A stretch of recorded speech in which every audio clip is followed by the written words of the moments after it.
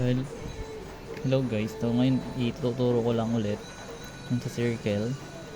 So actually naturo ko na to sa live pero ulitin ko lang. So yung circle A, sinabi nating circle, 'di ba? Meron siyang center tapos yung distance ng mga points around it is fixed or pare-parehas. So ngayon, kung meron tayong circle, lahat ng kung ano yung pang center natin sa circle, yun yung tawag natin sa kanya. So kung meron tayong center A dito, which means this is called circle A.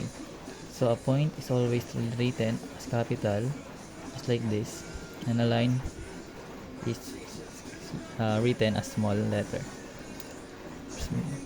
So let's say we have circle here, so center A, and we have points B and C around it. So if we connect A and B and A and C, AB, line AB or VA, and line AC or CA are called the radius. And let's say we have another circle here, circle A, and we have 3 points around the circle, B, C, D, and this line DC and CB are the chords. So radius ang radius ay basta chord kasi yung radius ay from the center to another point around the circle, while yung chord is point to other point around the circle.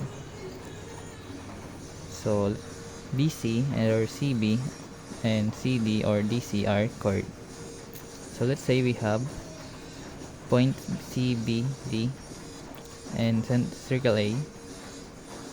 So if we connect the dots, we're gonna form line here and line here. So this is called, kapag naman nag-pass through yung line sa circle natin, tawag naman natin doon ay secant. Sabihin yung secant, may dalawang point around the circle, then when we connect them both and nag-pass through, secant yung tawag. So kapag chord naman, hindi siya magka-pass through sa circle. So which means yung line, pag nilalagay natin siya, meron siyang arrow both end of the line, both arrow. So yun, meron tayong line DB and line CB, and there are secant line. And remember, kapag line, meron siyang extended siya both end of the line, or you can see an arrow both ends, while the line segment meron siyang point, or big sabihin hindi siya continuous, or may end point ka, two end points. So kapag ray naman, end point and arrow, arrow and end point.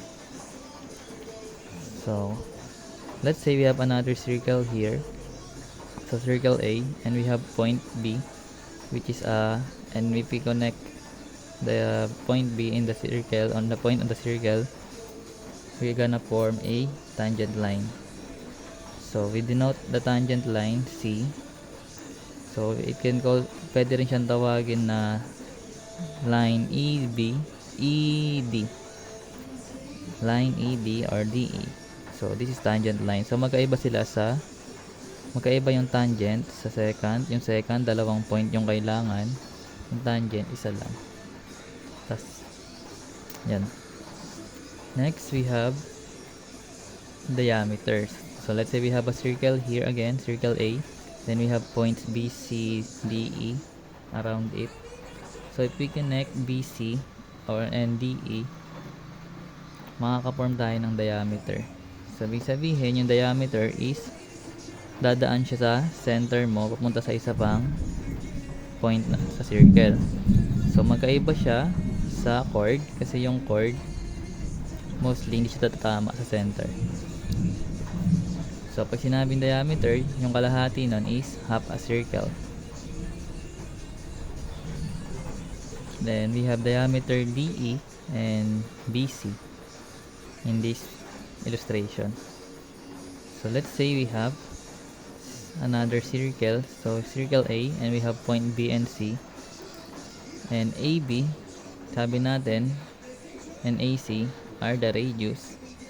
And angle BAC or CAB are called the central angle. So pag sinabi naman natin central angle, dalawang radius. Then kapag meron na buong circle, angle from those radius, tinatawag natin yung central angle, which means pag sinabing central angle, nasa center yung angle. Next, we have circumference. Pag sinabi naman natin circumference, ito yung buong ikot ng circle. Then kapag semicircle naman, 180 yung measure nun, ibig sabihin half circle lang yun. Next naman, kapag meron tayong circle, then meron tayong circle A, and we have point B and C, and we connect those two. This is a chord, and we're going to get the this area. Ang tawag natin doon ay segment. So in this case naman, in this figure pala, meron tayong circle A, then meron tayong radius AB and AC. Then kapag gusto natin kunin yung area nito, tawag natin doon ay sector. So magkaiba yung sector sa sa segment. Yung segment, chord yung gamit. Sa sector, radius yung gamit. Then same dito, pag meron tayong circle A, meron tayong point B and C, then we connect those 2 points, dadaan siya sa center. Then yung line BC natin is the diameter, and yung ito ay half circle or semicircle. So let's proceed. Let's say meron tayo again a circle A, then we have point B, C, D, E. If we connect BE, this is A diameter, and this arc BC, this is the symbol for arc.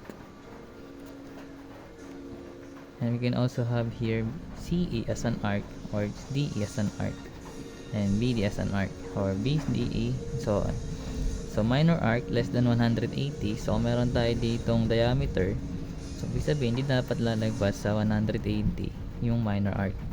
So BC is a minor arc, C is also a minor arc, DE is also a minor arc. So AB is also a minor arc. So kapag naman major arc more than 180, so ibig sabihin, maglalagpas ka sa semicircle. So let's say tayo nag-start. So E, D, C is also a major arc. More than 180 degrees yung measure niya. So pwede ring D, B, E, B, C, major arc din. So magkaiba yung minor arc sa major arc, wherein minor arc less than 180 yung measure ng arc, tapos yung major arc more than 180 or greater than 180. So let's proceed, let's continue. So let's say we have circle here. So we have center A, then meron tayong points B, C, D, E. So yung line BC natin dito, ito yon, and BC, DC are chords, and yung BE natin is diameter kasi dumaan siya sa center. So meron tayong radius na AE and AB. So meron ulit tayo ditong circle A, then meron tayong point B, D, C, E. So sabi natin, yung AE natin is radius, yung AC natin is radius, yung BC natin is chord, DC natin is also chord. So yung angle na napo-form ni BCD ay tinatawag natin inscribed angles. So pwede natin itong basahin as angle BCD or DCB. So yung namang EAC natin, minaform siya na angle. At dahil yung angle na yun nasa center, ang tawag natin doon ay central angle. So sana malinaw yun. So let's proceed again. Let's say we have circle here, circle A. So same. Meron tayong BCD na points. So ito ay chord, yung BC. DC is also a chord. Tapos yung na-form na angle ng dalawang chord ay inscribed angle. Tapos yung arc naman na nabuo nun ay intercepted arc tawag. So, meron tayong circle, tapos meron tayong circle A, meron tayong BC na points, so central angle, kasi nasa center yung angle, then yung BC natin is also an intercepted arc. So, next we have circle A ulit, then meron tayong BCD, inscribed angle, Then yung measure ng BCD natin, let's say 13 degrees. Yung arc natin is, yung na-form na arc or intercepted arc, measures 26 degrees. Kasi kapag naman inscribe angle, ang given, tas pinapahanap yung arc, kailangan lang natin yung doblehin. So kapag naman for example yung given is yung arc, let's say dito sa circle A natin, meron tayong BCD, kung yung BD natin na arc is 65 degrees, therefore yung measure ng angle BCD natin is 32.5. Hahatiin naman. Which means kapag given yung arc, hatiin yung angle nun. Para makuha yung angle, hatiin yon. Kapag given naman yung angle ng inscribe, para makuha yung arc, dodoblein mo.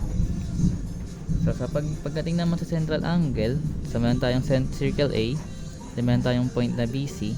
So kapag given yung central angle, let's say 64 yung BAC natin, so yung intercepted arc nun na BC is also 64, which means kapag central angle yung given, tas intercepted arc nun yung given, equal lang sila.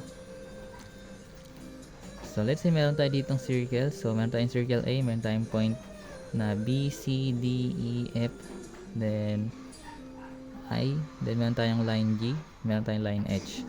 So kung kukunin natin yung radius, pwede siyang DA, AB, AC, AE, AF, mga radius natin. Pag naman sa chord, meron tayong CE, pwede siyang BF, kasi ito BF is a chord din na tandaan na yung diameter is the longest chord. So we can consider it as also a chord. So IB is also a chord, and yun lang, DE pa. Anyways, let's proceed on diameter. So FB is the diameter kasi dumaan siya sa center. Ito rin yung DE natin is also a diameter. So tangent line is yung G natin, line G, small letter, sa labas yun ng circle part. Then yung secant natin, the secant, which is line H, itong line na to. Then meron tayong central angle, sabihin yung mga angle na nasa center. So meron tayong DAB, pwede siyang DAC, tapos BAC, pwede rin siyang BAE, and meron pang FAE, FAC, FAD. Yun yung mga central angle natin. Kapag naman inscribe, ito yun, DAC, ano pa, IBF. So ito pwede no, CEG, or ito CE. And kung may nakita pa kayo, pwede nyo naman hanapin. Then pag major arc, sabi natin more than 180. So pwede tayo mag-start sa E, papunta tayo ng D, tapos B. Pwede rin siyang E, F, B, E, I, B, or meron po. Basta lagpas na 180. Pag naman sa minor arc, sabihin less than lang sa wala pang half circle. So pwedeng DB, DC, yun, tapos DI, then DF, and so on. So yun lang sa may parts ng circle. Sana may tutunan.